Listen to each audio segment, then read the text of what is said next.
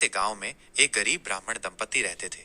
वे दोनों ही बड़े धार्मिक स्वभाव के थे और भगवान सूर्य देव की नियमित रूप से पूजा अर्चना किया करते थे। परंतु गरीबी के कारण उनका जीवन बहुत कष्टमय था। इतना ही नहीं, उनके घर में कोई संतान भी नहीं थी, जिसके कारण वे और भी अधिक दुखी रहते थे। एक दिन दुखी ब्राह्मण ने अपनी पत्नी से कहा, देखो, हमें भगवान सूर्य के लिए रविवार का व्रत रखना चाहिए। शायद उनकी कृपा से हमारी गरीबी दूर हो जाए और हमें एक संतान की प्राप्ति हो। पत्नी भी इस बात से सहमत हो गई और उसी दिन से दोनों ने मिलकर रविवार का व्रत रखना शुरू कर दिया। वे हर रविवार को सूर्योदय से पहले उठते, स्नान करते और पूरे विधि विधान से भगवान सूर्य की पूजा करते थे। पूरे दिन वे निराहार रहते और केवल शाम को सूर्य अस्त होने के बाद ही भोजन ग्रहण करते थे।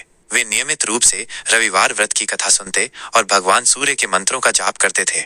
इस प्रकार कई रविवार बीत गए। एक दिन भगवान सूर्य उनकी सच्ची भक्ति और निष्ठा से बहुत प्रसन्न हुए। वे एक साधु के वेश में उस गरीब ब्राह्मण के घर पर आए। उन्होंने ब्राह्मण से पूछा, हे भक्त, मैं तुम्हारी भक्ति से अत्यंत प्रसन्न हूँ। बताओ, तुम्हारी क्या इच्छा है?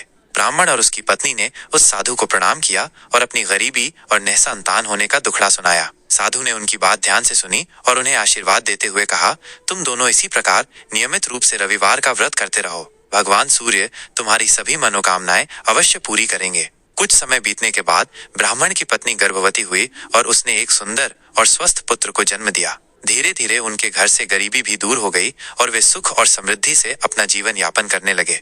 एक रविवार के दिन जब ब्राह्मण का पुत्र खेल रहा था तो उसने गलती से एक भिखारी को पत्थर मार दिया। पत्थर लगने से भिखारी को बहुत चोट आई और वो दर्द से कराहने लगा। ब्राह्मण और उसकी पत्नी ने तुरंत उस भिखारी से क्षमा मांगी और उसकी खूब सेवा की। उस रात भगवान सूर्य ब्राह्मण के सपने में प्रकट हुए और कहा, हे ब्राह्मण, तुमने मेरा व्रत किया और मैंने तुम्हें उसका फल भी दिया, परंतु आज तुम्हारे पुत्र ने एक गरीब और असहाय व्यक्ति को दुख पहुंचाया है। तुम्हें इस पाप का प्रायश्चित करना होगा।